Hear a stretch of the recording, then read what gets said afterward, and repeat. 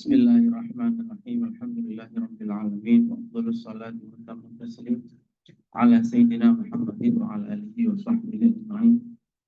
Allahumma akhrijna min dhulumatil wahmi wa akrimna min nuril fahmi waftah alaina bi ma'rifatil ilmi wa sahhil akhlaqana bil hilmi waj'alna mimman yastami'una al-qawl fa yattabi'una ahsanah. Amma ba'du. Teman-teman semuanya, malam hari ini kita berada di pertemuan yang ke-10 ya, dari pembacaan kitab Samahatul Islam, toleransi dalam Islam, kemudahan dalam Islam, moderasi atau aspek moderat dalam Islam ya. Ya, ini adalah sering saya ulangi bahwa tema seperti ini adalah tema yang kontekstual, artinya pas dibicarakan pada saat ini karena satu sisi banyak orang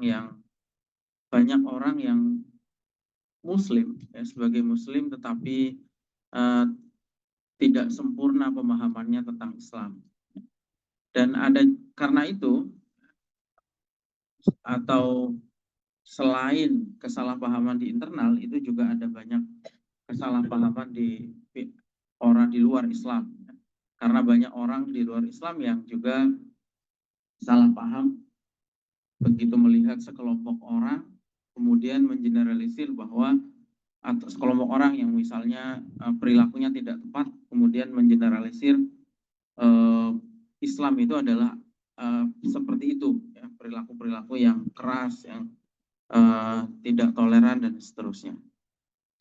Nah, tetapi kitab ini yang ditulis oleh seorang ulama yang hidup di wilayah konflik ya. Jadi kalian harusnya belum lupa, saya sudah pernah ceritakan penulis kitab ini, latar belakangnya beliau ini orang Mesir, dosen di Universitas di Arab Saudi, lalu kemudian ditugaskan di Irak. Ya. Jadi beliau ini cukup ngerti dengan situasi yang berkembang di Timur Tengah, mengalami langsung beberapa di wilayah konflik ya, terutama adalah konflik-konflik yang di atas namakan agama, bahwa konflik ini atau perang dan seterusnya itu di atas namakan sebagai perjuangan agama. Padahal ya beliau sebagai seorang ulama ya, sebagai seorang doktor, profesor di Kuliatul Dakwah Al-Islamiyah, ya beliau bisa menimbang apakah betul perilaku-perilaku itu sesuai dengan Islam atau tidak. Nah, karena itu dalam buku ini beliau banyak meluruskan konsep-konsep yang keliru tadi itu. Di sini sudah diberikan landasan yang kuat bagaimana toleransi itu selaras atau diajarkan, ditekankan oleh Al-Quran maupun hadis, kemudian juga dicontohkan oleh Nabi, oleh para sahabat, oleh para ulama generasi umat Islam di masa lalu.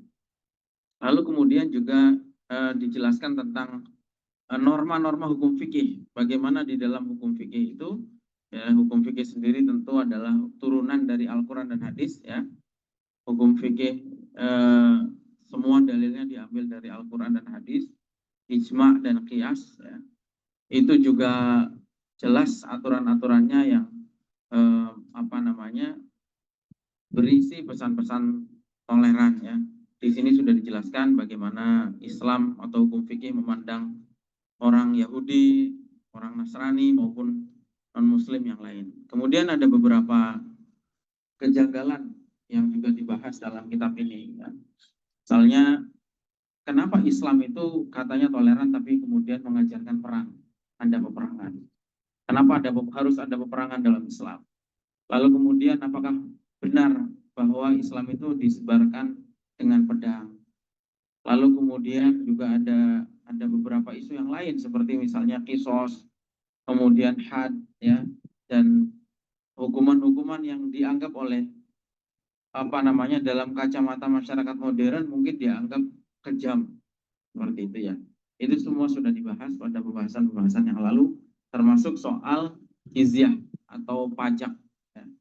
Dan jizyah ya. pajak, dan juga hukum-hukum atau perlakuan terhadap orang non-muslim di negara muslim ya. Perbudakan juga kemarin sudah dibahas ya.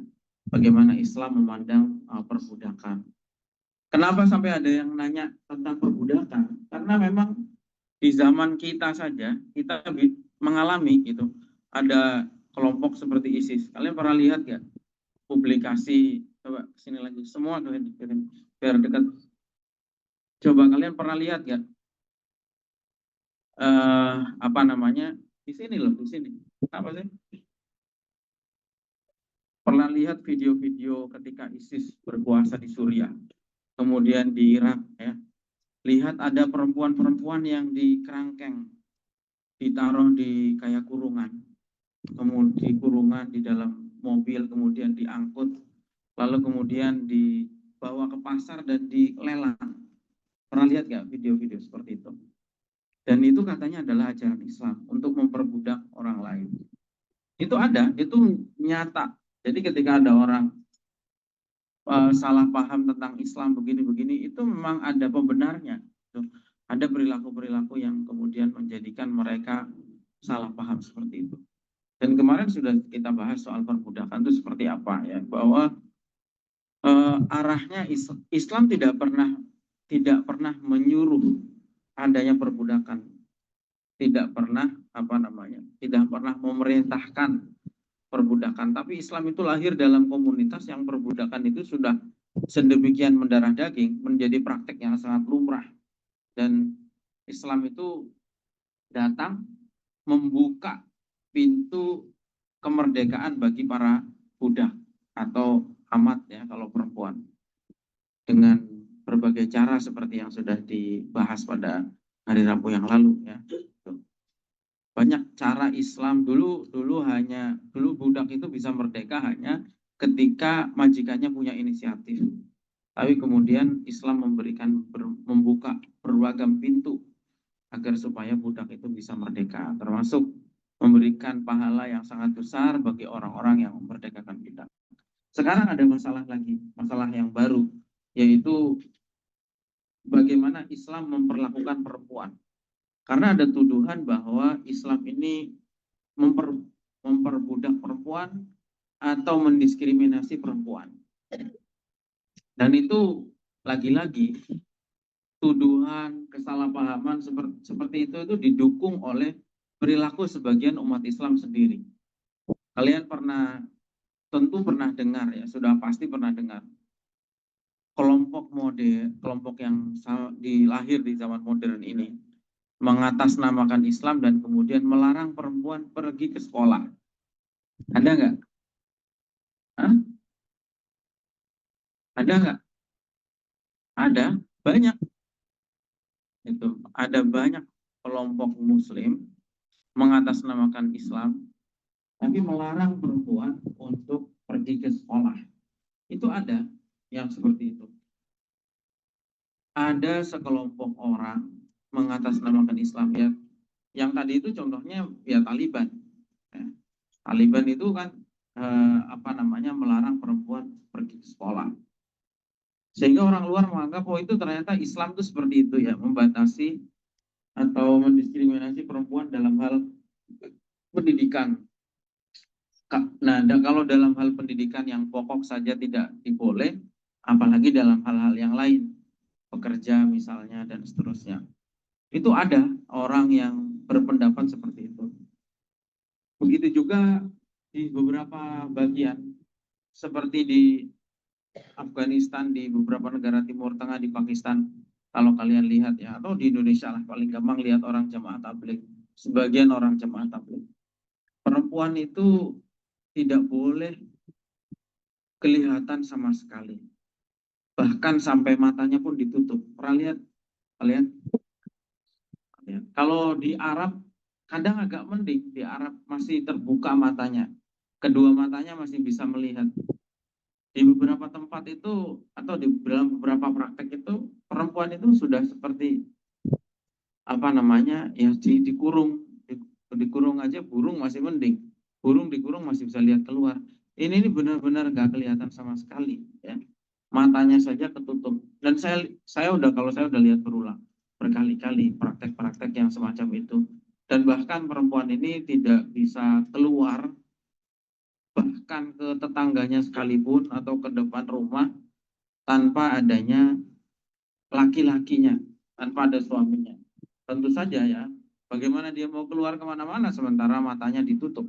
Ya. Sehingga kadang-kadang itu dia hanya bisa pegangan tangannya suaminya ketika di jalan. Jadi orang tuh melihat orang kacamata orang modern melihat ini nih praktek agama apa yang seperti ini. Gitu. Nah itu dan kadang-kadang itu dimutlakan, maksudnya dimutlakan tuh harga mati perempuan harus seperti itu. Ini jadi kesalahan itu ada di umat Islam sendiri, sebagian umat Islam, dan kemudian orang luar mengeneralisir bahwa perintah Islam itu seperti itu. Nah, itu yang akan kita bahas pada malam ini. Silahkan dibuka di halaman 331. Al-Mabhasus Salis, pembahasan yang ketiga. Zulmul mar'ati fil islami bainal haqiqati wal ittiham. Ya. Kezoliman atau diskriminasi Islam terhadap perempuan antara fakta dan tuduhan. Ya. Benar apa enggak sih sebetulnya kezoliman Islam terhadap perempuan yang tadi itu? Ya.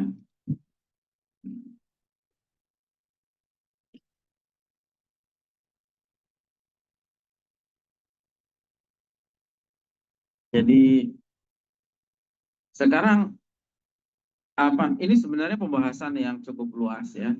Kalau kalian ingin baca, sebetulnya ada buku yang sangat bagus mengulas bagaimana, dan karena isu perempuan dalam Islam ini sangat sangat sensitif dan kemudian juga banyak sekali dibahas.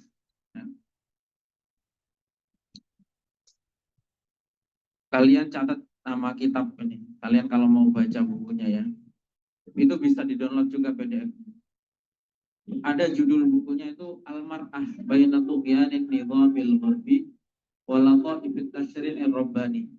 Al-Mar'ah Baina Tughyanin Nizamil Gharbi wa Lataifit Tasyri'ir Rabbani. Perempuan di antara tirani dalam sistem barat dan kasih sayang Islam. Ya, kasih sayang syariat Islam. Nah, seperti itu. Sekarang ini kalau ya akhirnya masalah perempuan ini melahirkan dua kutub yang ekstrim. Satu sisi orang yang sangat ekstrim seperti tadi, membatasi betul-betul gerak perempuan, tidak boleh keluar rumah sama sekali. Tapi di sisi lain ada gerakan yang ekstrim yang lain, yaitu yang kelompok feminis. Ya.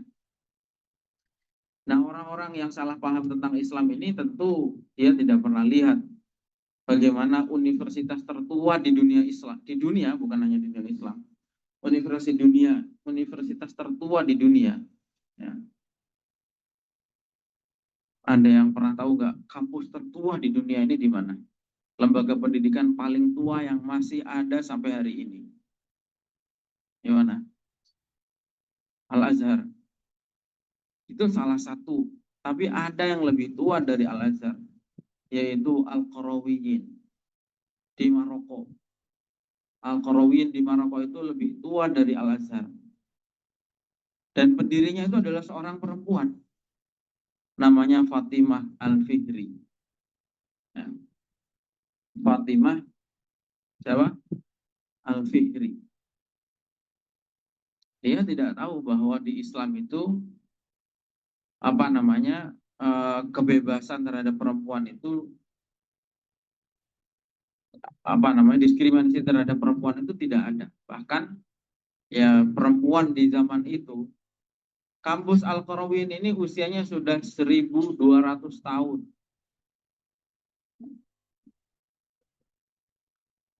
Pendirinya Fatimah Al-Fihri, seorang perempuan. Itu lebih tua daripada kampus-kampus yang lain yang ada di dunia ini.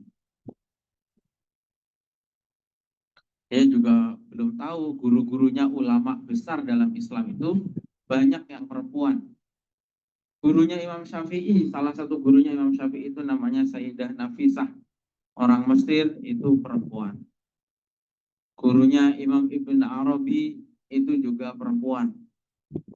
Gurunya seorang ulama besar ahli fikih namanya Ibnu Hazm, itu 3 orang perempuan. Itu menunjukkan bahwa pendidikan dalam Islam, dunia keilmuan dalam Islam itu tidak terbatas pada laki-laki. Perempuan diberi ruang yang seluas-luasnya. Bahkan perawi hadis paling banyak dalam Islam, nomor 2 itu adalah Sayyidah Aisyah. Betul. Dan saudaranya Sayyidah Aisyah, yaitu Asma binti Abi Bakar, itu juga meriwayatkan lebih dari 500 hadis. Kalau dibilang Aisyah riwayatnya banyak karena istrinya Nabi, lah Asma itu bukan istrinya Nabi, tapi riwayat hadisnya juga 500-an hadis. Jadi secara singkat begitulah. Jadi orang-orang yang tidak ngerti sejarah ini, baik orang Islam sendiri, akhirnya perilakunya sangat perilakunya sangat kaku, dan juga orang di luar Islam itu juga karena tidak ngerti, akhirnya juga menganggap bahwa Islam itu mendiskriminasi perempuan, apalagi melihat praktek-praktek tadi. Ya. Kita nggak tahu praktek-praktek tadi itu diambil dari mana. Seperti kita mungkin nggak tahu ya, Taliban itu dasarnya apa? Melarang perempuan untuk tidak boleh bersekolah. Bahkan sampai ada yang pergi ke sekolah dan ditembak kena kepalanya. Yang terkenal penerima Nobel perdamaian namanya Malala Yousafzai, ya. Malala Yousafzai. Pernah dengar nama Malala? Nah, orang baca kalian. Malala Yousafzai itu nanti dibuka lagi. Kisahnya cukup menarik.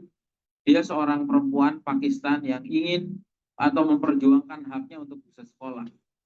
Dan ketika dalam perjalanan ke sekolah itu dia suatu kali ditembak rombongan dia itu dan mengenai kepalanya, tapi dia diobati dan kemudian masih bisa selamat. Malala ini menerima Nobel perdamaian. Dan kita juga nggak tahu cara-cara orang yang memperlakukan perempuan seperti tadi, ya. Dia tidak bisa kemana-mana, harus dengan laki-lakinya. Bahkan ketika berjalan, dia tidak bisa melihat jalan. Pokoknya pemandangan terakhir itu di rumah, habis itu keluar pintu harus tertutup semua, sampai matanya pun ditutup. Di jalan dia harus ngikut tergantung suaminya menuntut kemana, dibuka lagi ketika mungkin sudah sampai di rumah lagi, gitu. Bisa terima nggak kira-kira dengan perlakuan hal seperti ini? Ya orang luar mungkin, orang Islam aja belum tentu bisa menerima, mungkin nggak bisa menerima lah.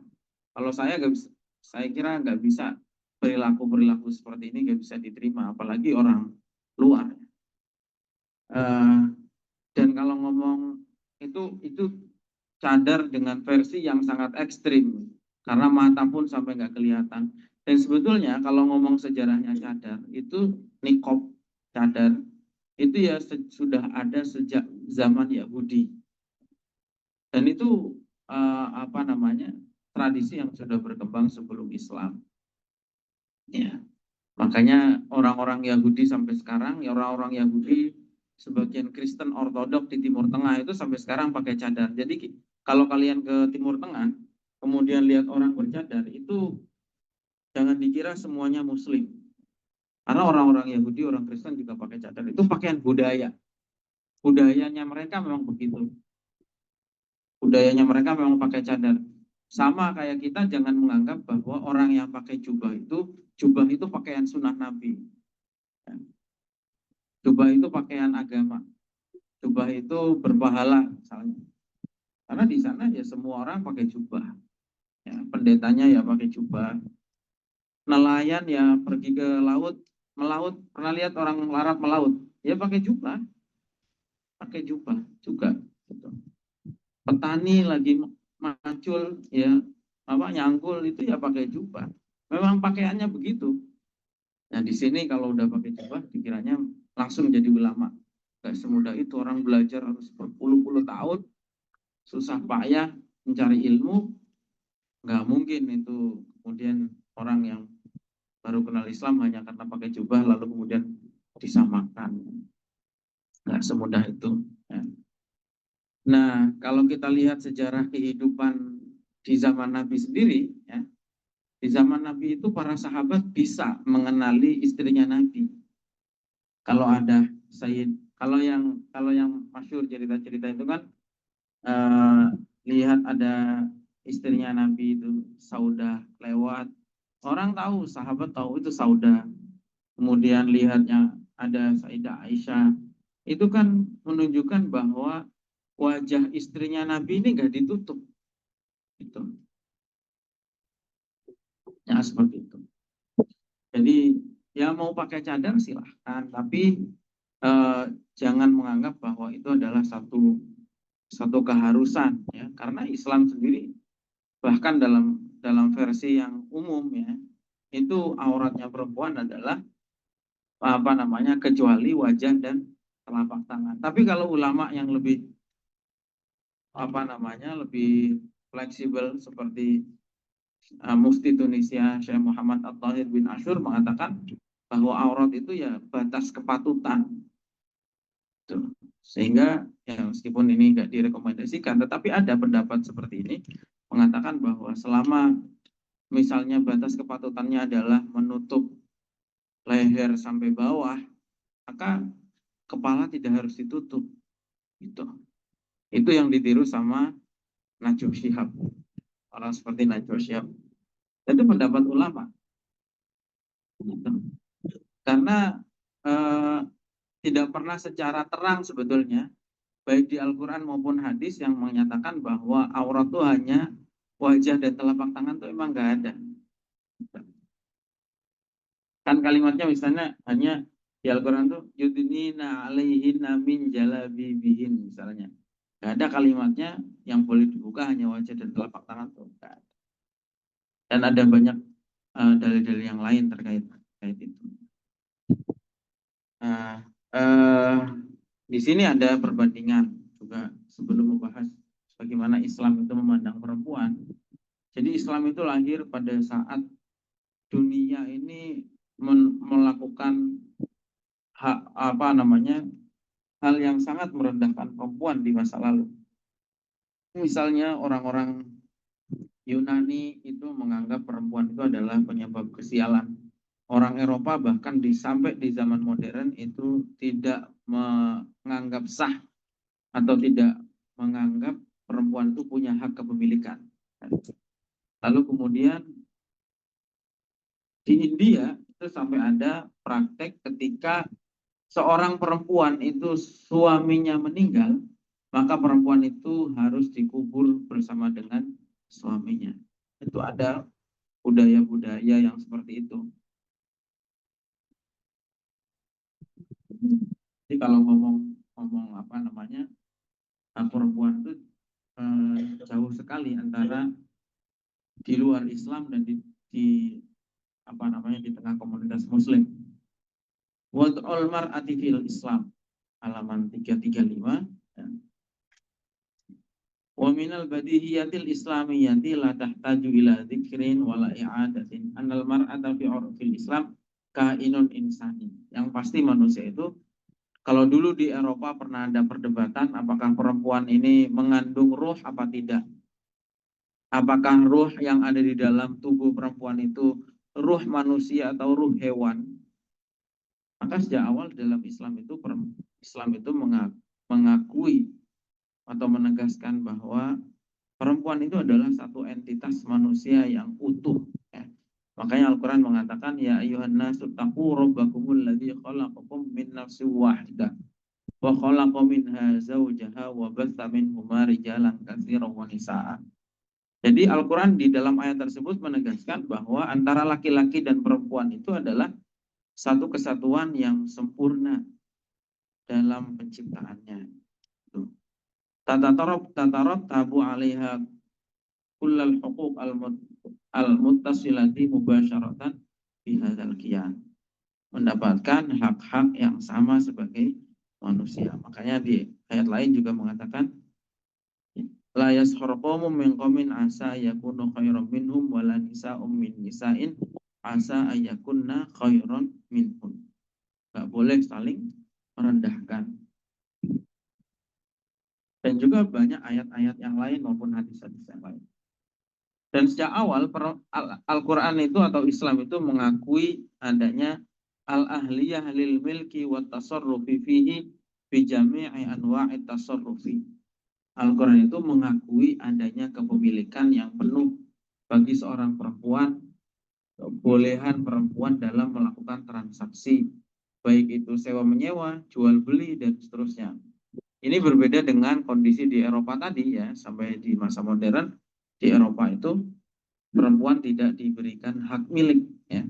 Kalau perempuan itu masih ada orang tuanya, maka hak milik itu adalah hak miliknya itu adalah milik orang tuanya. Kalau sudah punya suami, maka hak milik itu adalah milik suaminya.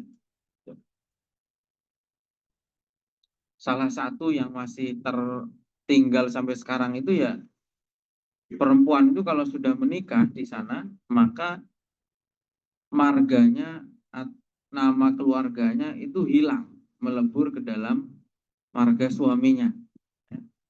Kalian ingat ya, misalnya ada apa namanya perempuan, misalnya namanya siapa, Kamala Harris misalnya. Ketika dia atau mungkin Kamala Harris itu Harrisnya nama suaminya ya, namanya siapa misalnya ya, jadi apa namanya segampangannya pakai bahasa Indonesia aja, misalnya namanya Indomie goreng, nama aslinya. Ketika dia menikah dengan apa namanya Miss Kare, maka dia harus namanya Indomie Kare, harus ikut nama suaminya. Dia dihilangkan entitasnya dia itu. Itu praktek yang masih ada sampai sekarang ya. Gitu. Kalau di Islam kan nggak begitu, nggak ada ya.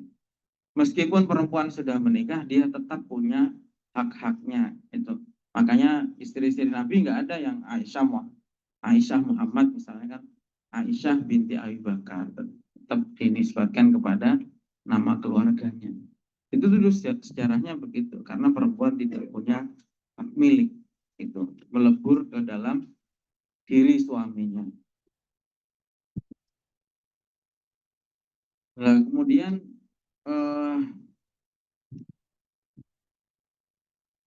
dalam hal pernikahan aja misalnya, Islam itu mengharuskan ketika perempuan akan menikah, maka siapa calon suaminya itu harus sesuai dengan izin perempuan tersebut. Ya. Perempuan ini punya hak untuk menentukan mana calon suaminya itu. Tidak boleh tanpa izin. Ya. Dan meskipun ada apa namanya, ada tradisi kalau di zaman, tapi itu di masa lalu ya. Di dalam hadis itu izinnya seorang perempuan yang belum menikah, masih perawan itu adalah diam. Nah, itu dulu perempuan Arab kalau mau dinikahkan, kalau mau bilang iya itu malu, ya. Makanya diam. Kalau diam itu berarti setuju. Kalau perempuan zaman sekarang nggak ada malu-malu ya. Ini zaman dulu. Bahkan wal a'tahal Islam al-haq an takhtuba li nafsiha. Bahkan Islam itu memberikan hak bagi perempuan untuk melamar. Betulnya. Nah, ini yang kadang-kadang juga disalahpahami di masyarakat, bahwa perempuan itu hanya boleh pasif. Perempuan itu kan masyarakat ini, masyarakat nggak tahu kalau di daerah-daerah lain ya. Umumnya kalau yang saya tahu di sini, perempuan itu ya di kampung lah terutama ya. Kalau di kota mungkin juga sudah beda lagi. Tapi kalau di kampung itu budayanya perempuan ini tidak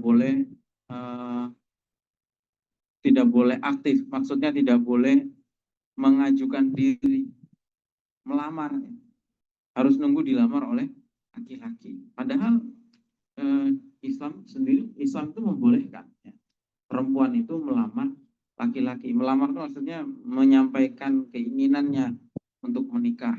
Gitu. Jadi ya kadang kan ada ya perempuan sampai sudah berumur tidak menikah hanya karena belum ada laki-laki yang datang. Padahal seharusnya itu ada tanggung jawab orang tuanya, ada tanggung jawab saudara laki-lakinya untuk mencarikan dia jodoh, dan kemudian juga boleh perempuan itu mengajukan lebih dulu. Seperti yang dilakukan di zaman sahabat dulu ya. Zaman sahabat tuh misalnya ketika Hafsah ya. Hafsah itu dulu ditawarkan oleh Umar, ditawarkan kepada Abu Bakar, kemudian ditawarkan kepada Utsman, ya, ditawarkan kepada Ali, dan kemudian Nabi menikahi Hafsah. Jadi biasa, perempuan menawarkan itu tidak masalah. Maksudnya perempuan yang mendahului itu nggak apa-apa. Islam memberikan hak untuk itu. Dan kemudian Islam juga memberikan hak dalam yang sama dalam hal pendidikan.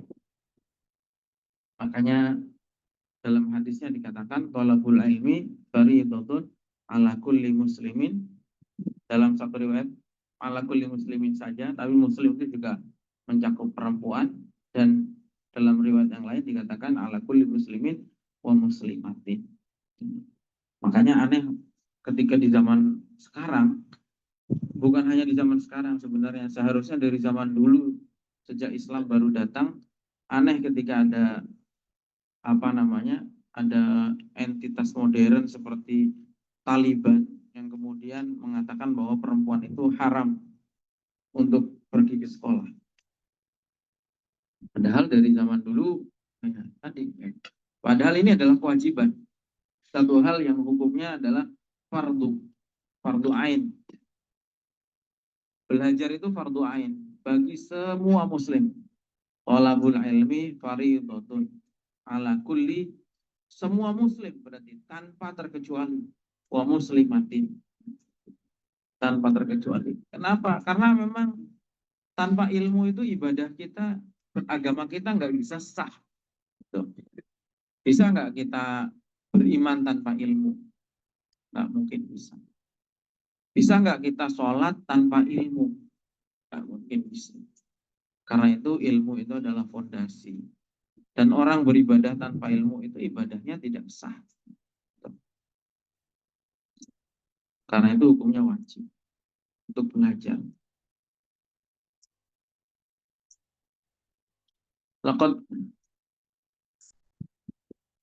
Jadi ini adalah satu bentuk reformasi yang dilakukan oleh Islam. Karena dulu di zaman jahiliyah memang perempuan itu memang nggak boleh belajar. Jadi kalau Taliban melarang perempuan untuk sekolah, yaitu dia kembali ke tradisi sebelum Islam datang di zaman jahiliyah. Makanya di sini ditulis hatta zahara Muhammadun sallallahu alaihi wasallam fasana hayatuha. Jadi dulu zaman jahiliyah perempuan itu sangat terdiskriminasi. Kita sudah sering dengar cerita bahwa di zaman jahiliyah dulu itu orang jahiliyah banyak yang sampai melakukan praktik membunuh bayi perempuan. Kalau lahir bayi dan kemudian perempuan itu langsung langsung dikubur hidup-hidup, langsung dibunuh di zaman dulu. Karena menurut kepercayaan orang jahiliyah perempuan ini nggak ada untungnya. Gitu. Dia tidak bisa apa-apa. Perempuan tuh nggak bisa apa-apa. Bahkan dalam keadaan di zaman dulu yang selalu ada peperangan, perempuan ini selalu merugikan, hanya merepotkan. Seperti itu. Dan perlakuannya sangat diskriminatif orang jahiliyah dulu terhadap perempuan. Sampai akhirnya datang Islam dan Nabi Muhammad membawa Islam, dan kemudian derajat perempuan ini betul-betul diangkat. Itu. Jadi dari mulai kecil Nabi ini sudah Al-Quran mengancam pembunuhan terhadap anak perempuan, bagi perempuan. Lalu Nabi mengatakan siapapun yang melahirkan anak perempuan, merawatnya, maka itu akan menjadi tameng dari api neraka pada hari kiamat. Jadi orang punya anak perempuan malah senang karena anak perempuan ini menjadi tameng baginya dari api neraka pada hari kiamat. Dan sampai dia menikah, perempuan menikah, Nabi betul-betul menekankan ya, wastauso biha khaira, bahwa seorang suami itu harus apa namanya menjaga istrinya dengan baik, mewasiatkan. Nabi mewasiatkan agar supaya perempuan diperlakukan dengan baik. Wa ja'alal jannata tahta aqdamil ummahat. Sampai ketika perempuan itu punya anak, Nabi mengatakan bahwa surga itu ada di bawah telapak kaki ibu. Wa wasalaha bil hayatil insaniyah islamiyatil ammati. Dan perempuan itu diberi hak secara umum, secara luas. Fa abahal masjidalaha. Dulu perempuan nggak boleh pergi ke tempat ibadah. Lalu kemudian Nabi memperbolehkan. Dulu di zamannya Yahudi ya, perempuan tidak boleh ke tempat ibadah, bahkan kalau ada perempuan haid tidak boleh keluar rumah. Itu. Perempuan kalau haid ini tidak boleh keluar rumah di zaman Yahudi, di agama Yahudi.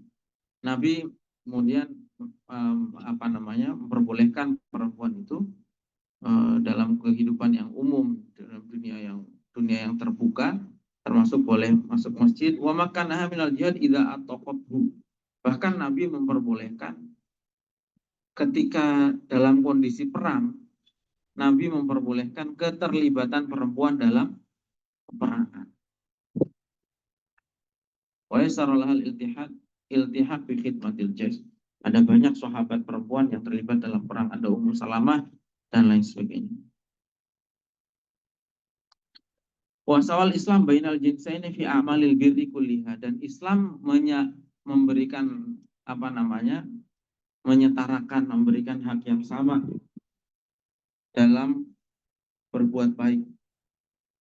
Laki-laki berbuat taat dapat pahala, perempuan berbuat taat juga dapat pahala. Dan bahkan ada satu kalimat ya, di dalam Islam itu yang menyatakan wa minal kalimati sa'irati anna wara'a kulli rajulin azimin imra'ah. Di setiap laki-laki yang ya, di setiap tokoh besar laki-laki yang agung ada perempuan. Bisa itu ibunya yang mendidik anaknya, bisa itu istrinya yang mendampingi suaminya. Kenapa laki-laki bisa menjadi seorang laki-laki yang terhormat? Karena ada didikan ibunya.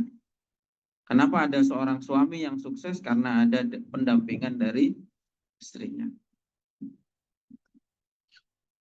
Kalau zaman sekarang dibalik lagi, ya. Dibalik seorang laki-laki yang sukses ada mantan yang menyesal. Gitu. Ngawur. Ini bukan pepatah Islam. Baik. Jadi seperti itu. Ya. Bagaimana Islam itu memuliakan perempuan. Al-musawa bainar rajul wal mar'ah fit ta'lim. Ini dalam hal belajar. Wasawal Islam kadzalika bainar rajul wal mar'ati fi haqqi ta'limi wa thaqafati. Jadi tadi dalam hal ibadah. Apa ibadah yang boleh dilakukan oleh laki-laki boleh juga dilakukan oleh perempuan. Kemudian belajar, dalam hal belajar. Ya, perempuan dan laki-laki diberikan hak yang sama dalam hal belajar. Dalam disiplin ilmu apapun, dan hadisnya tadi sudah jelas bahwa talabul ilmi itu faridatun ala kulli muslimin wa muslimatin.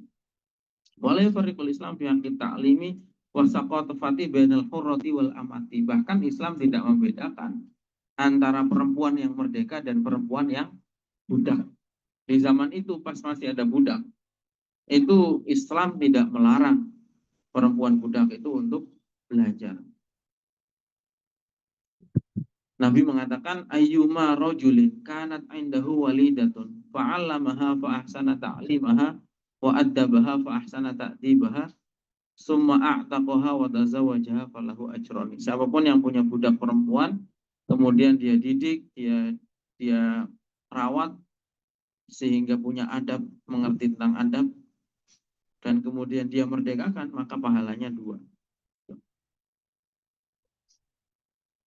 Dan Nabi dulu mempraktekkan itu kepada istri-istrinya. Nabi ini punya istri, putrinya Umar, namanya Hafsah. Itu Nabi menunjuk seorang perempuan, namanya Syifa. Syifa al-Adawiyah, itu perempuan terhormat dari Bani Adi, itu diminta oleh Nabi untuk kalau zaman sekarang privat, memprivat istrinya yaitu Hafsah. Itu memprivat apa? Memprivat al-qiraah wal kitabah. Di apa namanya? Membaca dan menulis. Wa an tu'allimaha tahsinal khatti wa tazyinihi. Dan agar supaya perempuan tadi mengajari Hafsah untuk menulis atau menulis dengan baik, tahsinul khat, ya, wa tazyinihi.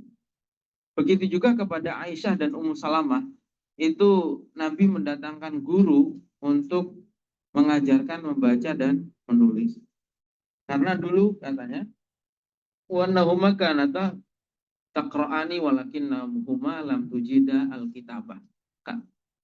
Menurut riwayatnya dulu awalnya Aisyah dan Ummu Salamah ini bisa membaca tapi tidak bisa menulis pada awalnya. Karena itu Nabi mendatangkan guru kepada Aisyah dan untuk Aisyah dan Ummu Salamah agar mengajari baca tulis. Nah, ini juga yang tadi sudah saya ceritakan bahwa dalam sejarahnya seorang ulama besar seperti Imam Syafi'i itu dulu termasuk yang mengikuti majelis besar di Mesir, yaitu majelis yang penceramahnya itu adalah perempuan, namanya Sayyidah Nafisah. Jadi bayangkan ya, di zaman itu Sayyidah Nafisah ini lahirnya tahun 145, berarti baru di abad kedua Hijriah. Sekarang sudah abad ke-14. Di abad kedua Hijriah sudah ada seorang perempuan yang mengajar dalam forum umum, namanya Sayyidah Nafisah. Ngajari pengajian umum, bukan pengajian yang kepada anaknya saja atau kepada keluarganya. Pengajian umum yang majelis yang besar, yang diantara jamaah yang hadir di situ adalah Imam Syafi'i. Jadi bayangkan betapa Islam itu memberikan keleluasaan dalam hal belajar mengajar kepada perempuan. Kemudian Abu Hayyan, ini juga cerita yang tadi saya sebutkan, gurunya itu namanya Muknisah Al-Ayyubiyah, Syamiyah At-Taimiyah, dan Zainab bintil Mu'arrikh Ar-Rihalah. Semuanya perempuan. Bahkan dulu ada forum-forum besar ini dulu diikuti oleh para budak. Ini ditulis oleh Ibnu Qayyim. Ini seperti itu. Nah, kalau sekarang Islam ini mundur, terbelakang dalam hal pendidikan, ya kata penulis kitab ini, wa inna makana sabab bidzalika inhiraful muslimin amma sanahul Islam min nidhamin fi syu'uni tarbiyati wa ta'lim. Itu karena jelas umat Islam hari ini itu menyimpang dari apa yang dulu dilakukan oleh para pendahulu umat Islam ini dalam hal pendidikan. Kita nggak mungkin bisa maju tanpa adanya pendidikan.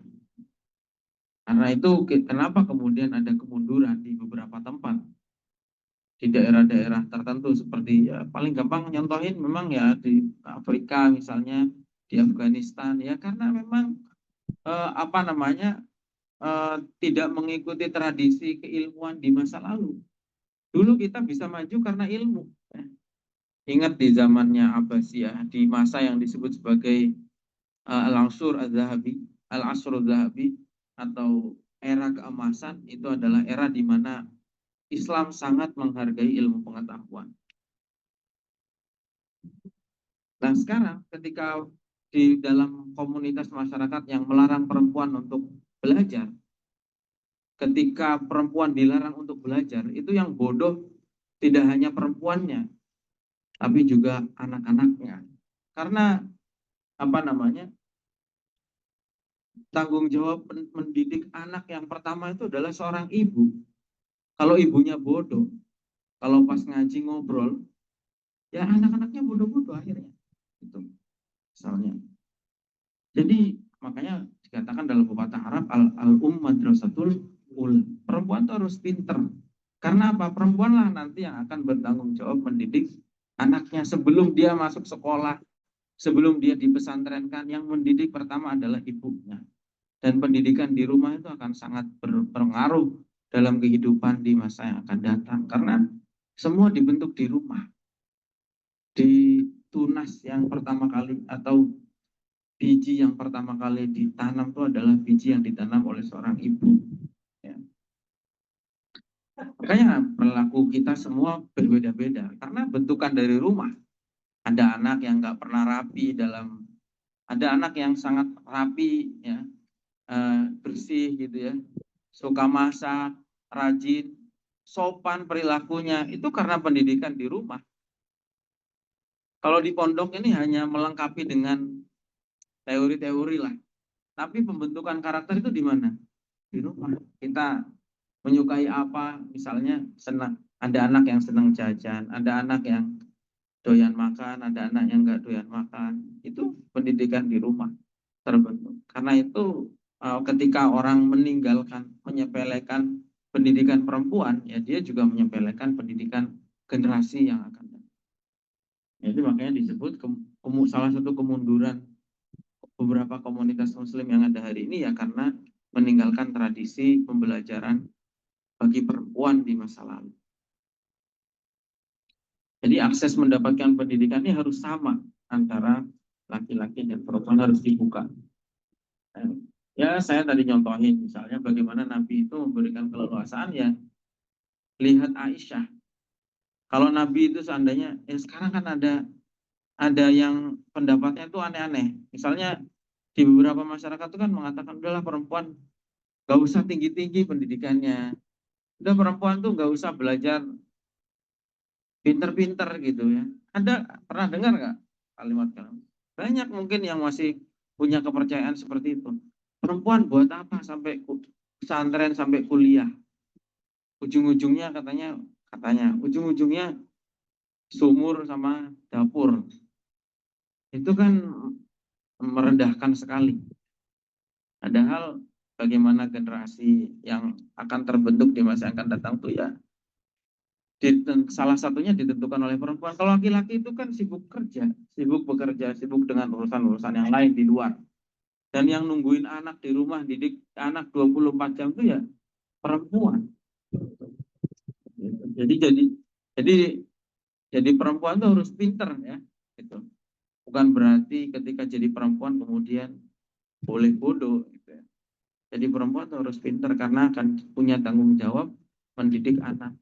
Mendidik anak itu sebenarnya bukan tugasnya guru, bukan tugasnya pesantren, karena di Al-Quran pesannya apa? Apa namanya?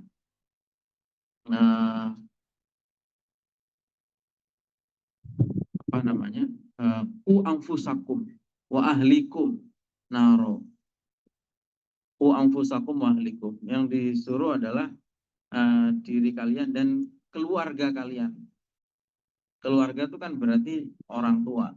Atau dalam hadis alimu auladakum misalnya. Ya. Yang diperintah adalah didiklah anak kalian. Berarti ngomongnya ke siapa? Ke orang tua. Bukan misalnya alimu tilmidakum atau talamidakum, didiklah murid-murid kalian. Enggak. Karena tanggung jawab pendidikan itu ya kepada orang tua yang pertama. Aisyah sampai meriwayatkan sedikit banyak, Asma dan seterusnya.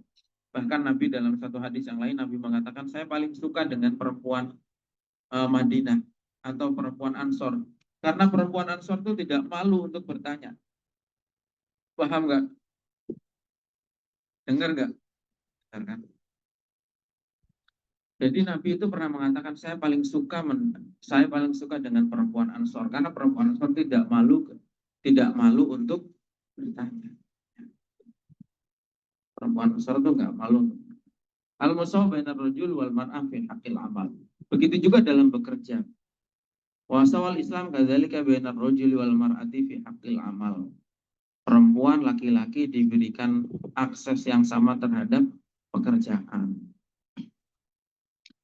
Jadi apa namanya, sama-sama boleh baik perempuan maupun laki-laki untuk bekerja. Hanya saja ya, di sini yang penting adalah fasyaratu an tuaddi amalaha fi waqarin wa hashmatin. Yang penting perempuan itu dalam apa namanya ketika bekerja tetap menjaga kehormatannya dan jauh dari fitnah itu. Makanya sekarang yang berkembang di masyarakat itu yang keliru, dan ini juga sudah banyak dikritik bahkan oleh orang yang nggak mengenal agama, yaitu bahwa kadang-kadang sektor pekerjaan perempuan itu adalah pekerjaan yang mengeksploitasi apa namanya tubuh perempuan, gitu ya, atau kecantikan perempuan. Jadi sekarang ini orang kerja, lowongan kerja perempuan, yang pertama ditulis tuh penampilan menarik, ya itu kan nggak nyari kualitas pekerjaannya, cuma mengeksploitasi tubuh perempuan. Nah, tapi pada prinsipnya boleh, hanya saja ya tadi tentu ada apa namanya koridor-koridor tertentu. Ya, gitu. Dalam Islam sendiri dulu perempuan-perempuan itu juga bekerja. Dicontohkan di sini misalnya Asma binti Abi Bakar. Dia cerita bahwa kerjaan saya itu adalah fakuntu a'lik. Jadi beliau Asma binti Abu Bakar ini punya suami namanya Zubair. Zubair itu kebetulan bukan orang kaya, orang yang nggak terlalu mampu lah. Dan Asma binti Abu Bakar ini kerjaannya fakuntu a'liku farosahu wa astaqil ma. Jadi ngambil air ya, nimba air, ngangkut air, kemudian membuat tepung, membuat roti, itu pekerjaannya Asma binti Abu Bakar dulu. Di Al-Quran juga ada kisah putrinya Nabi Syu'aib yang pekerjaannya adalah memberi makan ternaknya. Artinya perempuan bekerja itu boleh apa tidak? Boleh, boleh-boleh saja. Dengan dalam koridor-koridor tadi. Yang nggak boleh ini misalnya ya yang tadi yang mengeksploitasi, yang kadang-kadang juga ya dalam tanda kutip merendahkan. Contoh perempuan jadi sales rokok. Ya. Itu kan pekerjaan yang apa namanya terkesan merendahkan perempuan dan ya hanya mengeksploitasi, ya, mengeksploitasi perempuan. Wadhifatul mar'ati fil Islam. Tugas perempuan di dalam Islam. Ada tugas yang diberikan secara khusus, yaitu tugas memimpin di dalam rumah. Wadhifatul mar'ati robbatul bait.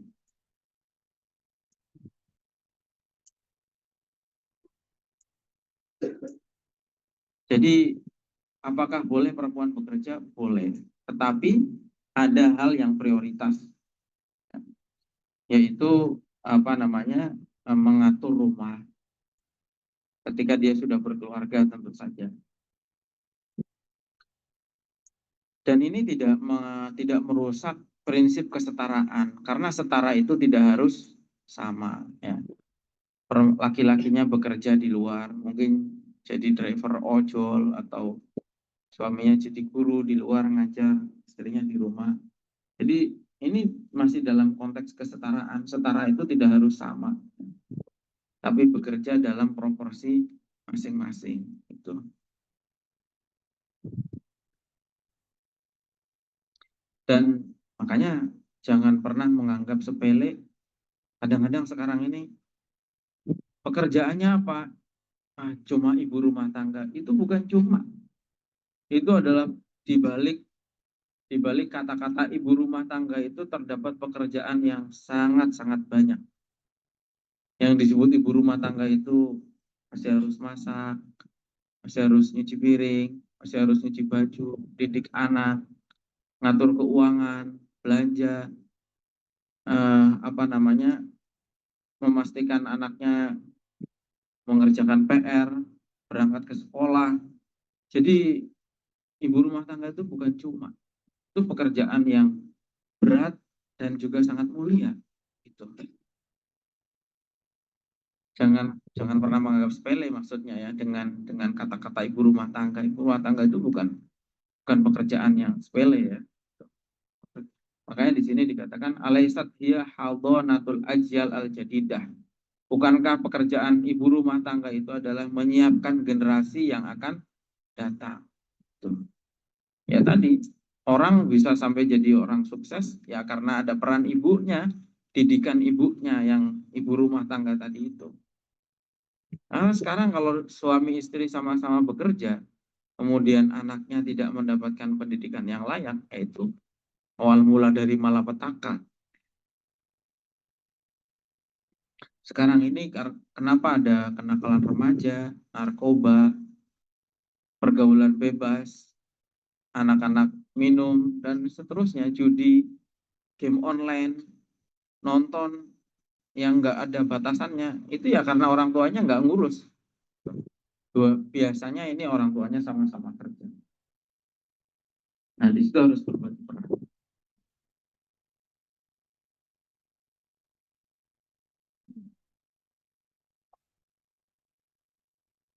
Ini gitu. Lalu kemudian, nah, mawadhi'ut tafriqati bainar rajuli wal mar'ah. Meskipun tadi ya, meskipun setara, tapi ada hal-hal yang di mana perempuan dan laki-laki ini punya prioritas yang berbeda. Ada beberapa hal yang memang dibedakan antara laki-laki dan perempuan prioritasnya itu.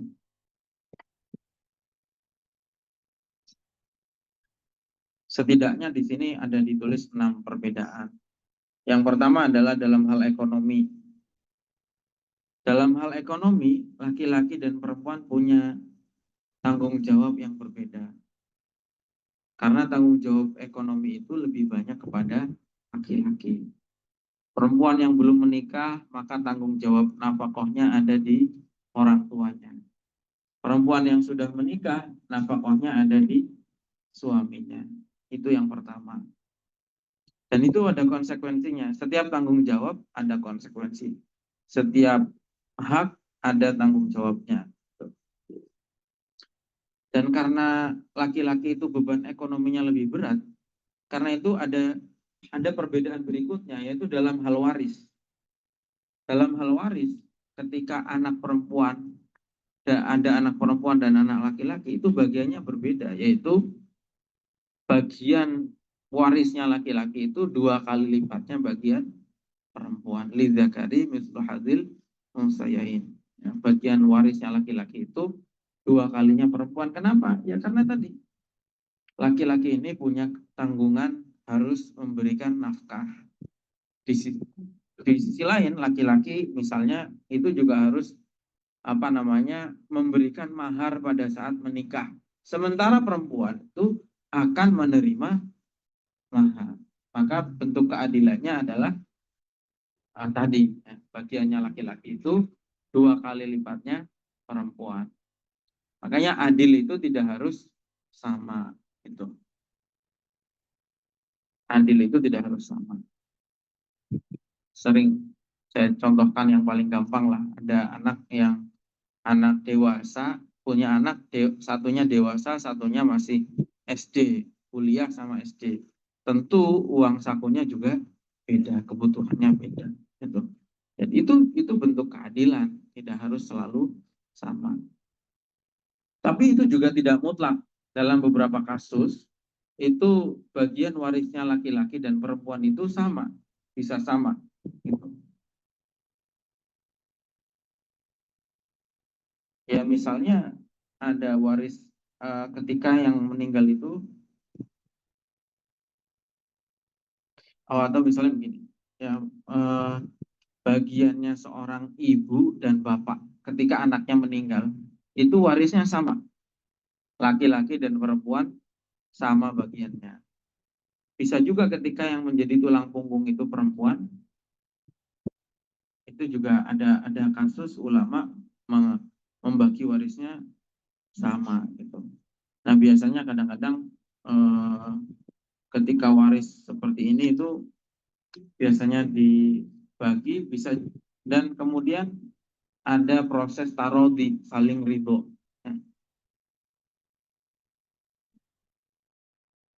Ada kasus-kasus di sini dicontohkan bahwa laki-laki itu 2 kali lipatnya perempuan, tidak selalu seperti itu kasusnya, tidak ada, kadang-kadang itu juga sama.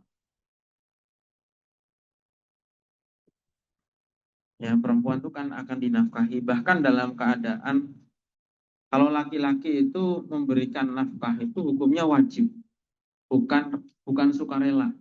Sementara kalau di rumah perempuan itu kalau mau memberi sesuatu, mengeluarkan uang dari pendapatan pribadinya itu kan sukarela ya. Misalnya suami dan istri sama-sama punya pendapatan. Kalau suami memberi nafkah hukumnya apa? Wajib.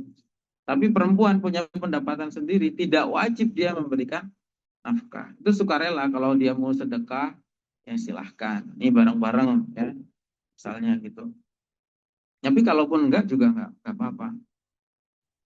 Bahkan dalam keadaan, misalnya dalam kasus laki-lakinya itu miskin, perempuan istrinya kaya.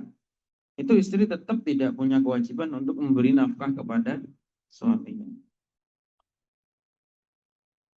Nah, begitu itu kenapa laki-laki karena beban ekonominya lebih berat. Itu kenapa laki-laki mendapatkan 2 kali lipat.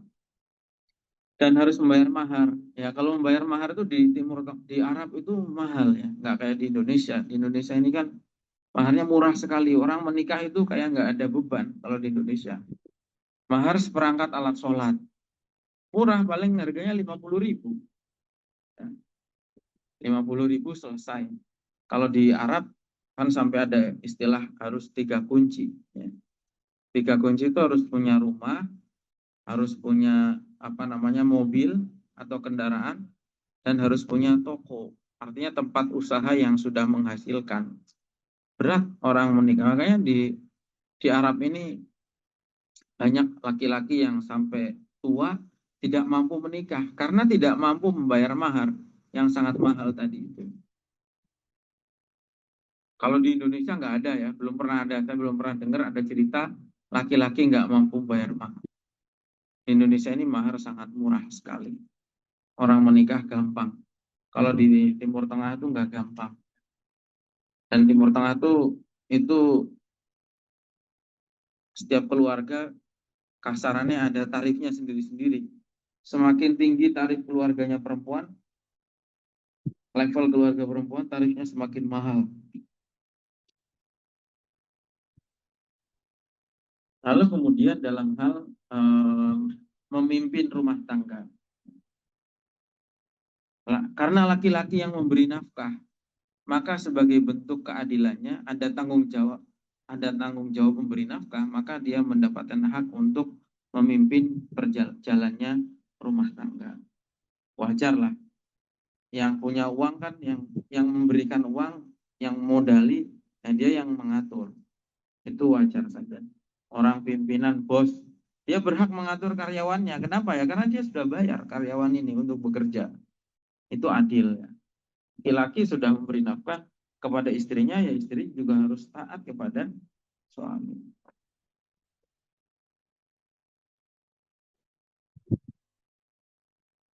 Lalu kemudian,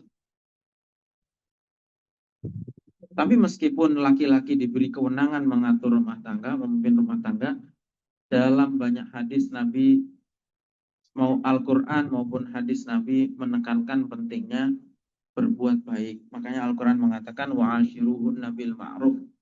Gaulilah perempuan, perlakukanlah perempuan itu dengan baik. Dan Nabi mengatakan khairukum li ahli. Sebaik-baik kalian adalah yang paling baik kepada istrinya, kepada keluarganya. Dan Nabi mengatakan wa ana khairukum li ahli. Saya mencontohkan bagaimana saya itu adalah orang yang paling baik kepada istrinya. Makanya Aisyah dalam satu hadis mengatakan Nabi itu tidak pernah satu kali pun memukul, ya, bahkan membentak istrinya. Dan itu adalah satu hal yang sangat luar biasa di dalam tradisi orang Arab yang sangat keras. Orang Arab ini kan kalau memperlakukan perempuan, saya udah sering lihat ya. Karena orang Arab itu mindsetnya ketika sudah menikahi perempuan itu karena bayar maharnya mahal, maka seakan-akan perempuan ini sudah dia beli. Paham nggak? Karena orang Arab ini ketika menikahi perempuan maharnya mahal, bayar kepada orang tuanya itu mahal, Maka ketika sudah menikah itu seakan-akan perempuan ini tadi sudah dibeli dan dia bisa melakukan apa saja. Gitu. Nah, itu orang Arab tuh biasa melakukan kekerasan. Nah, dalam kondisi seperti itu, Nabi, kata Aisyah, Nabi sendiri tidak pernah memukul istrinya sama sekali.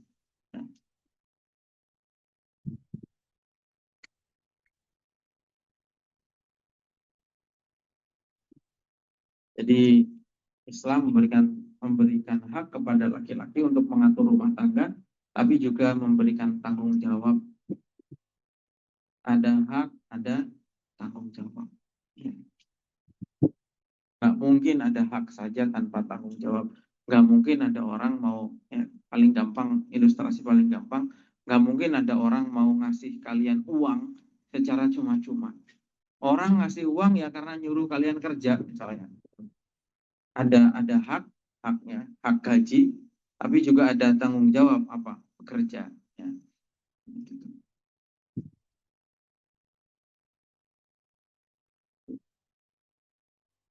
Dan ada ayat-ayat yang lain selain tadi. Wala tudarruhunna litudayyiqu alaihin. Dalam hadis lain juga Nabi mengatakan, fattaqullaha fin nisa. Hati-hati kalian memperlakukan perempuan. Fa innakum akhadtumuhunna bi amanatillah. Wastahlaltum furujahunna bi kalimatillah. Dan seterusnya. Yang berikutnya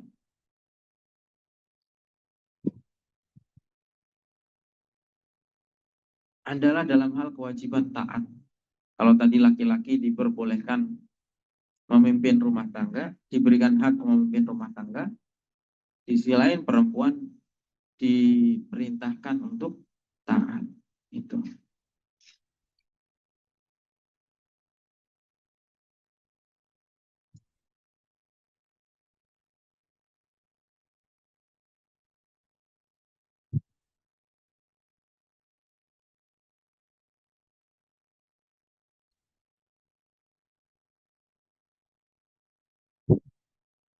Lalu berikutnya adalah soal tolak.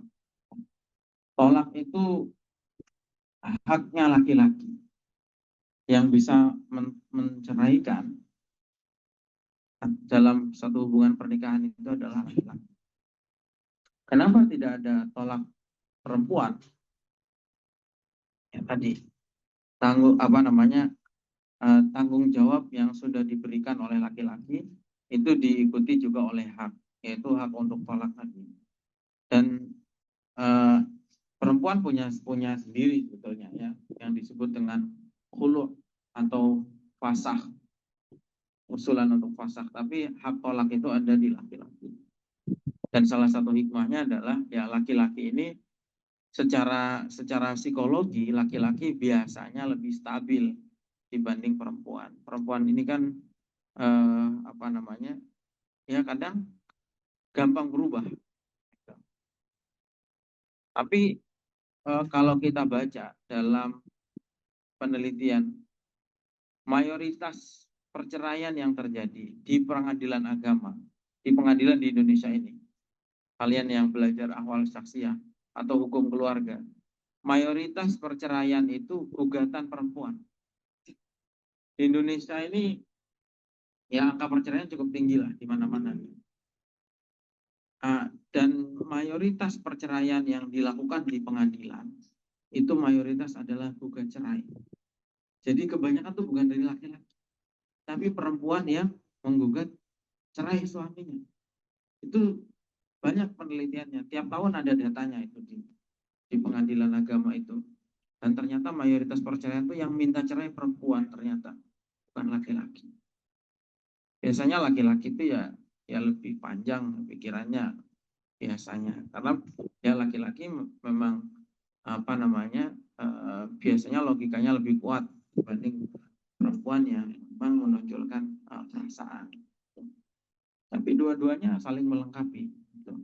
Perempuan itu perasaannya dibutuhkan dalam hal mendidik dengan kasih sayang. Ya. Laki-laki kan gitu. Laki-laki mungkin perhatian ke anak kurang misalnya dan seterusnya. Yang bisa melakukan itu ya perempuan karena ada ada perasaannya, saling melengkapi laki-laki perempuan. Tapi tolak itu haknya laki-laki. Tapi meskipun begitu, Islam itu adalah agama yang sangat membatasi, sangat memperketat aturan tolak. Bahkan dalam banyak hadis dikatakan bahwa abghadul halal indallahi at-tolak. Tolak itu memang boleh, tapi itu adalah hal yang sangat dibenci oleh Allah. Jadi tolak itu bukan satu hal yang merupakan yang main-main gitu ya. Dan Islam itu menjadikan pernikahan itu adalah satu ikatan yang sangat kuat, satu ikatan yang berat yang harus dijaga.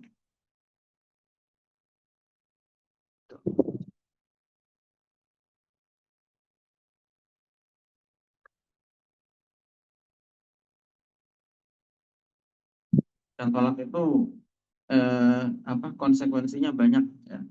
Salah satunya ketika laki-laki itu menolak istri, maka itu prosesnya panjang dari mulai nasihat, kemudian sampai kepada mediasi dan seterusnya.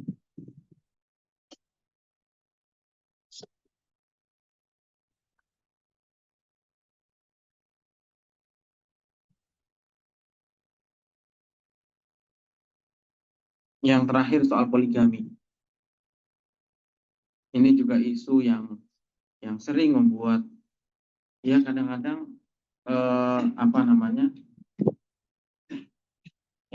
ini adalah poligami itu masalah yang banyak sekali yang membicarakan meskipun sedikit yang mempraktekkan.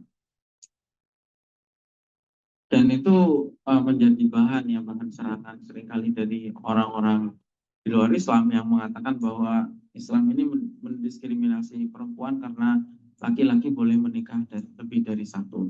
Sebetulnya poligami ini atau ta'aduduz zaujat dalam Islam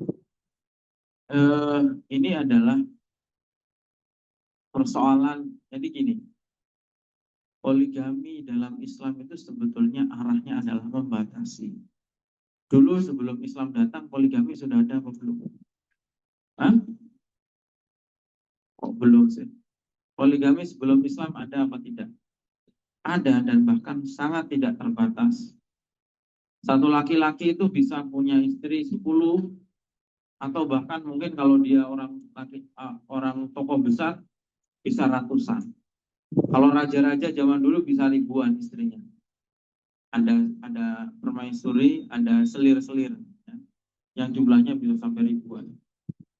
Nah, Islam itu Islam itu dalam rangka membatasi. Ketika Islam mengatakan bahwa laki-laki boleh menikah 4, itu dalam rangka apa? Membatasi. Dulu sebelum Islam datang tidak terbatas, orang bisa nikah sampai ratusan perempuan. Islam datang membatasi. Itu ketika Nabi datang ke Madinah, laki-laki datang, ada laki-laki yang datang bawa istrinya 9, ada yang 8 dan seterusnya. Kemudian kata Nabi, pilih atau sisakan maksimal 4, sementara yang selebihnya harus diceraikan. Jadi Islam itu justru datang membatasi. Makanya beberapa ulama mengatakan bahwa poligami ini hukumnya haram. Ada ulama kontemporer yang mengatakan begitu. Contohnya siapa? Muhammad Abduh. Mungkin kalian pernah dengar ulama Mesir, ulama besar Mesir namanya Muhammad Abduh. Muhammad Abduh itu termasuk ulama yang mengatakan bahwa poligami itu hukumnya haram. Karena Islam itu datang membatasi. Dan Islam itu memberikan dalam Al-Quran kan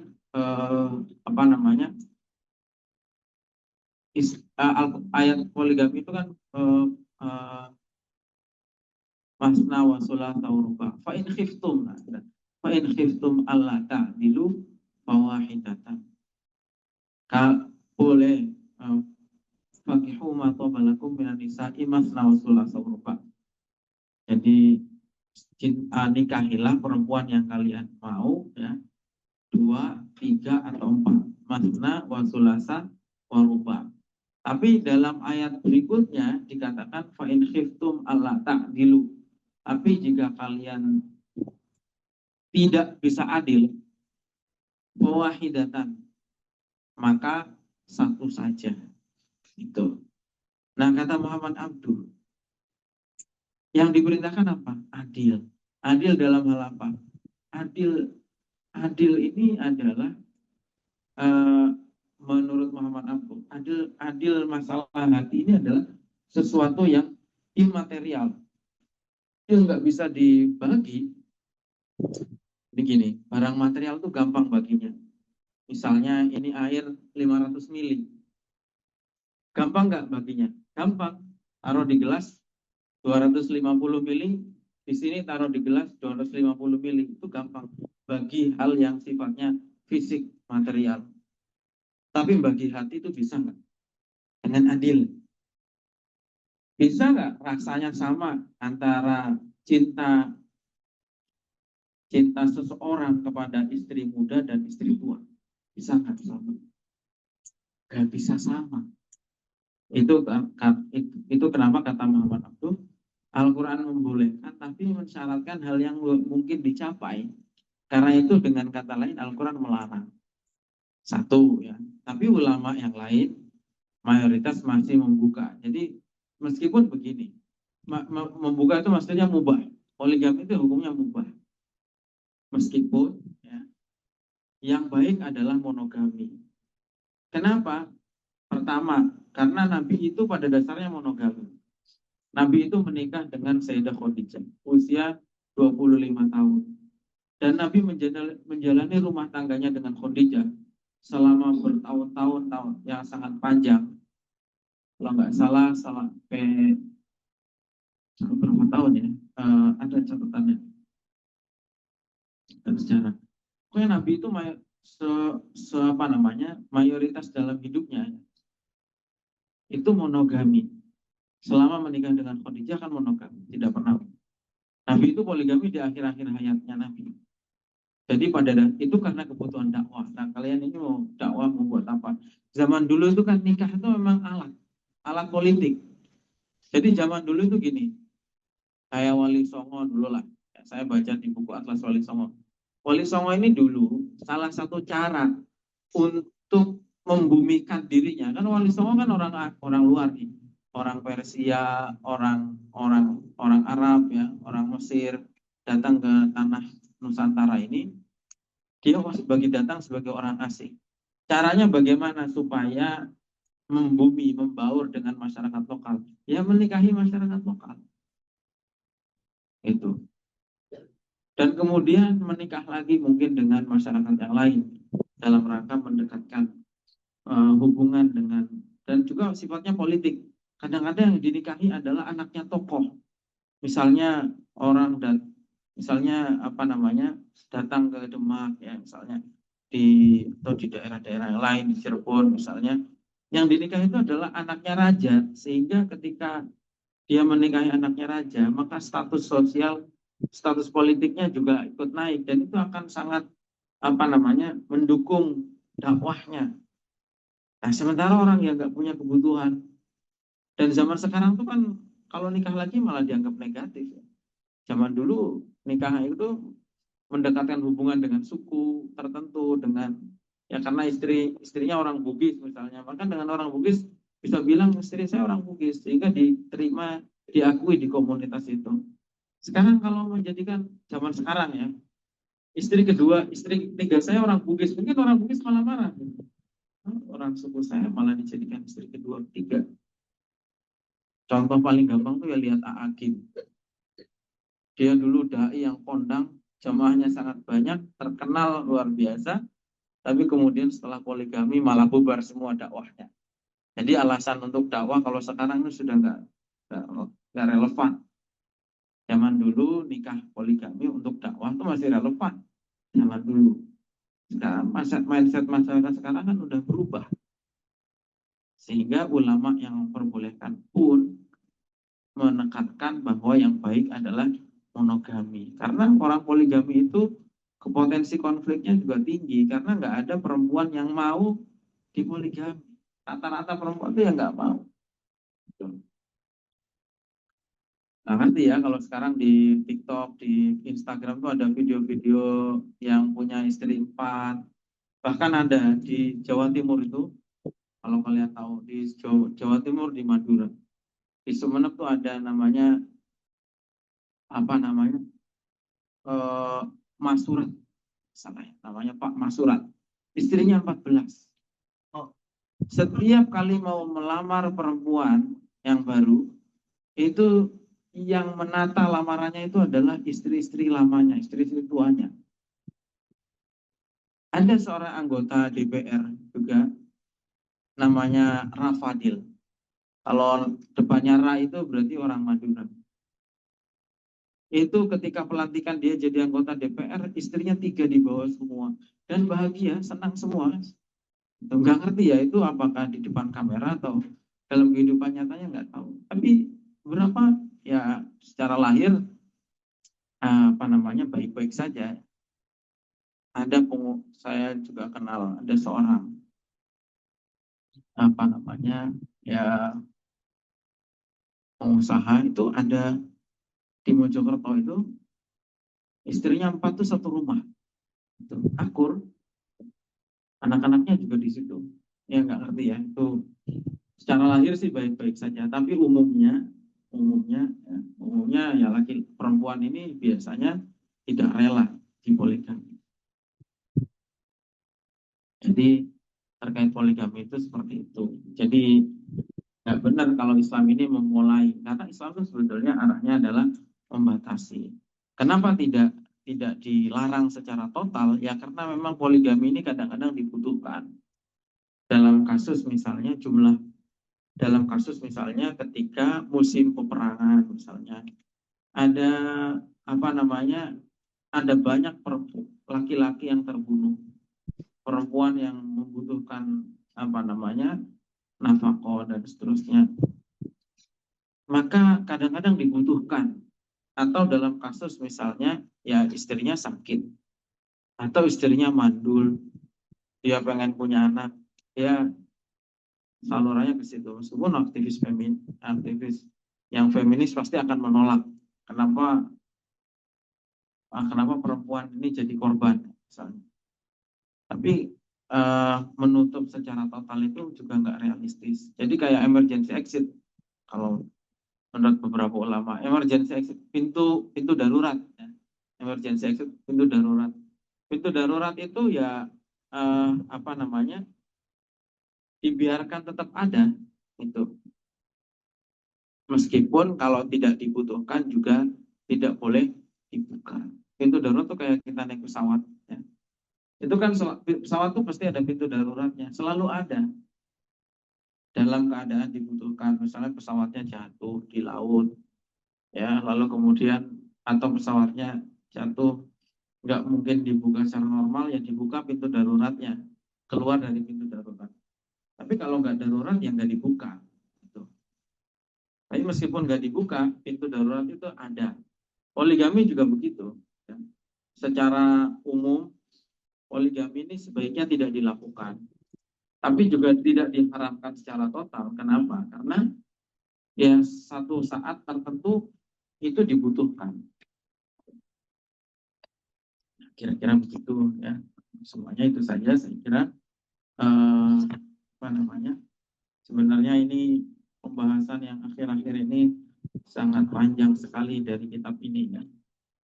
Karena memang menjelaskan tentang isu-isu yang sensitif lah mungkin begitu dalam pandangan penulis kitab ini ya. Tentang masalah perang ya. Tentang masalah apakah Islam itu benar disebarkan dengan pedang, apakah bagaimana Islam memperlakukan, kenapa kalau toleran memberikan hak yang sama kepada non muslim, kenapa harus ada jizyah ya kemarin, kenapa harus bayar pajak non muslim, sudah ada jawabannya semua. Dan saya kira wawasan-wawasan seperti ini penting kita ketahui ya, karena ini adalah hal yang masalah-masalah kontroversial yang harus kita tahu jawabannya. Ketika ada sebagian teman-teman kita yang sesama muslim yang keliru memahami, kita harus bisa jelaskan. Begitu juga ketika ada orang luar Islam yang salah paham, itu juga kita bisa jelaskan. Kadang-kadang jawaban-jawaban yang seperti ini itu bisa menjadi jalan hidayahnya orang. Jadi kadang orang tuh bisa melihat baiknya Islam. Iya, Islam ini baik sekali ya. Tapi masih ada hal-hal yang mengganjal. Islam ini mengajarkan, misalnya Islam itu mengajarkan tentang kepedulian kepada orang. Ya. Misalnya Islam itu menganggap baik sekali ketika seseorang itu turut membantu menyelesaikan problemnya orang lain. Ada orang lagi kesusahan, kemudian kita membantu, misalnya eh, baik kepada tetangga, ya, baik kepada teman, bersedekah dan seterusnya. Tapi kadang ada hal yang mengganjal. Kenapa Islam ini mengajarkan peperangan, misalnya? Di mana-mana kok ada orang perang atas nama Islam. Ketika kita bisa jelaskan, berarti kita menyelesaikan problem yang mungkin dialami oleh orang-orang tadi itu. Dan ini kalau kalian pernah lihat ya video-video misalnya dai seperti Ahmad Dedat dulu, ya, itu ya pekerjaannya jelasin masalah-masalah kontroversial seperti ini. Dan karena penjelasan-penjelasan yang sangat baik, itu banyak orang masuk Islam karena problemnya terpecahkan. Tadinya mau masuk Islam tapi terganjal masalah ini. Ketika masalah ini dijelaskan, oh plong ya, berarti nggak ada masalah lagi, dia masuk Islam. Jadi jalan hidayah orang. Jadi seperti itu. Kita juga harus ngerti ya. Dan sebenarnya ini hanya sebagian. Masih terdapat banyak masalah-masalah yang lain. Bahkan misalnya seperti kenapa harus ada penyebutan kafir misalnya. Ini belum dibahas. Kenapa ada orang Islam ini menyebut orang non-Muslim itu dengan sebutan kafir? Sebutan yang seakan-akan merendahkan. Nah, contoh misalnya. Lalu misalnya apalagi, kenapa Nabi Muhammad menikahi perempuan yang masih sangat muda? Ada tuduhan pedofil dan sebagainya. Itu contoh-contoh masalah yang harus bisa kita jawab. Gitu. Karena itu juga masalah-masalah yang sering sekali ditanyakan. Selain yang sudah dibahas di dalam kitab ini. Ya. Masalah hudud, kenapa Islam memperlakukan hukuman rajam, hukuman potong tangan dan seterusnya. Jadi itu masalah-masalah ini adalah masalah-masalah yang krusial yang harus kita jawab. Kalau yang biasa-biasa itu ya nggak terlalu ditanyakan lah. Masalah biasa misalnya kenapa Islam nyuruh orang sholat 5 waktu. Jarang orang bertanya begitu. Ya. Nah, yang ditanyakan ya masalah-masalah tadi itu. Tuh. Terus saja ya. Ada yang ingin disampaikan? Ide di chat ada yang tanya. Mengapa kesetaraan gender itu penting untuk memastikan perempuan memiliki kesempatan yang sama dalam dunia kerja? Kesetaraan gender. Kalau kesetaraan gender ini pertanyaan terkait kesetaraan gender ya di kolom chat. Kalau kesetaraan gender itu istilah yang dibuat orang modern ya, dan mungkin itu istilah yang lahir dari luar tradisi Islam. Tapi di Islam sendiri pada prinsipnya ya Islam ini menjamin hak bagi perempuan maupun laki-laki. Gitu.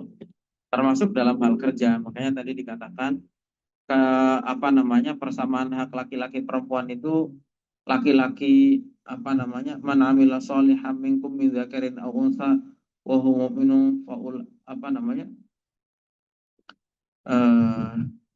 di dalam ayat itu kan siapapun yang beramal soleh baik laki-laki maupun perempuan itu yang akan mendapatkan hayatan thayyibah. Misalnya dalam hal beramal nggak dibedakan, laki-laki melaksanakan ibadah haji dapat ibadah, perempuan ya dapat ibadah, dapat pahala juga. Laki-laki sholat dapat pahala, perempuan ya sama lah intinya. Dalam hal ibadah sama, dalam hal pendidikan sama, dalam hal bekerja juga sama. Yang beda tadi ya misalnya dalam hal prioritasnya itu yang berbeda. Tuh. Kalau soal kesamaan dalam dunia kerja itu termasuk tadi sudah dibahas bagaimana perempuan dalam Islam seperti yang dicontohkan di sini tadi adalah Asma binti Abu Bakar, itu juga biasa bekerja, ya, mengambil menimba itu dulu profesi, ya, dan itu pekerjaannya Sayyidina Ali, yaitu menimba. Nimba itu ya zaman dulu kan belum ada pump, belum ada pompa air, dan di padang pasir itu nggak kayak di Indonesia. Kalau di sini kan dimanapun setiap rumah punya sumber air sendiri. Kalau di sana kan sumber airnya sangat sedikit. Karena itu bekerja mengangkut air itu ya profesi. Menimba itu profesi, menimba air itu profesi. Dan dulu dilakukan juga oleh perempuan, termasuk anaknya, putri-putrinya Nabi Syuaib yang diceritakan dalam Al-Quran. Jadi kalau soal pekerjaan nggak ada perbedaan intinya gitu.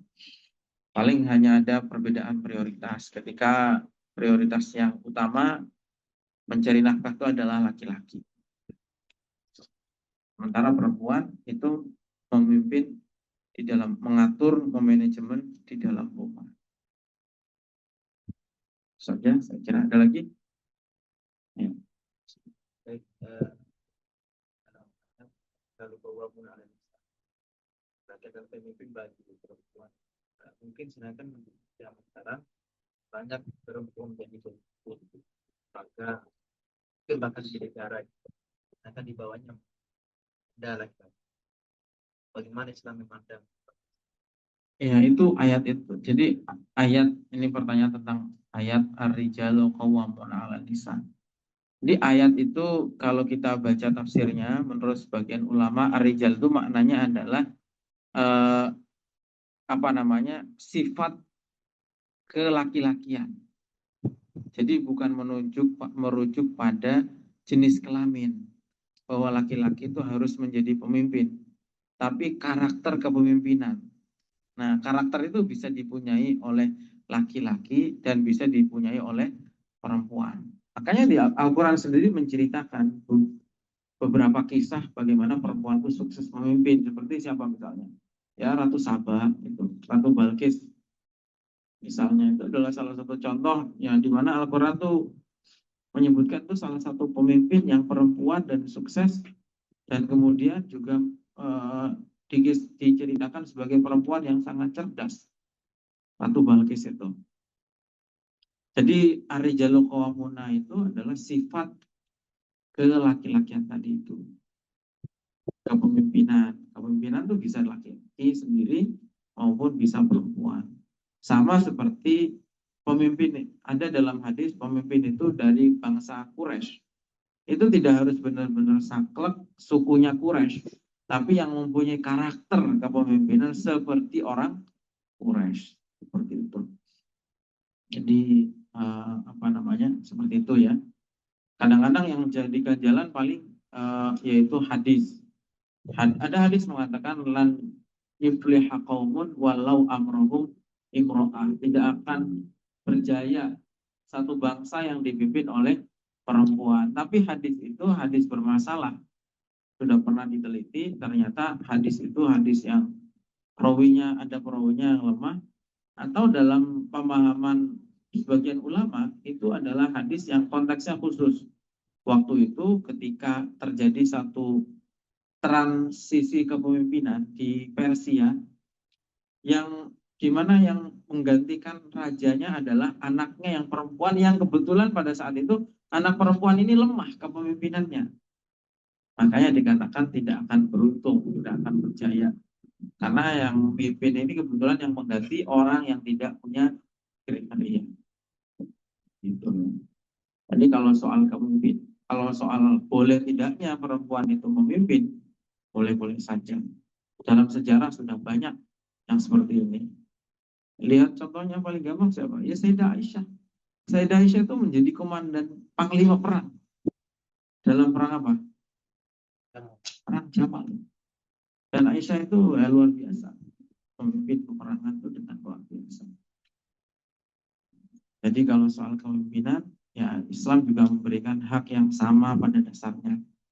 Banyak contoh-contoh di mana kepemimpinan perempuan berjalan dengan sukses. Di Indonesia ada nggak udah pernah ada, tapi bukan Bu Mega ya, bukan Megawati.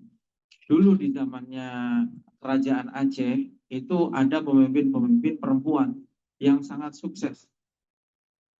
Dulu misalnya ada siapa namanya? Nah, kalau itu pahlawan. Itu di zaman kerajaan sebelum eranya Cut Nyak Dien dan lain sebagainya. Itu ada beberapa ratu lah di dalam sejarah kerajaan Aceh itu, di mana Aceh sangat maju dan itu pemimpinnya adalah perempuan. Sebelum Cut Nyak Dien ada itu ada Laksamana Malahayati misalnya, tapi dia bukan raja. Yang raja tuh ada, lupa namanya, rajanya itu Laksamana Malahayati ini dulu memimpin perang di laut. Perempuan memimpin peperangan di laut yang banyak, yang anggota prajuritnya ini juga banyak perempuan-perempuan yang suami-suaminya sudah terbunuh. Jadi begini ceritanya, Portugis itu masuk perang ke Aceh, orang Aceh dulu pernah kalah, laki-laki banyak yang terbunuh. Nah, janda-jandanya ini kumpul, lalu kemudian membentuk satu pasukan yang memimpin perempuan juga, namanya Laksamana Hayati. Sampai suatu saat Laksamana Hayati ini duel dengan pimpinan tentara Portugis yang laki-laki, dan Laksamana Hayati itu menang.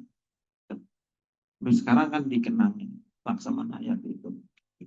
Ada kalau yang lain-lainnya kemudian ya ada, kalau di zaman agak modernnya agak dekat dengan kita ya Cut Nyak Dien, Cut Mutia dan lain sebagainya. Itu keterlibatan perempuan dalam dunia kepemimpinan yang sukses saja ya. Jadi maknanya di situ bukan jenis kelamin laki-laki, laki-laki yang lemah juga banyak, yang nggak mampu memimpin.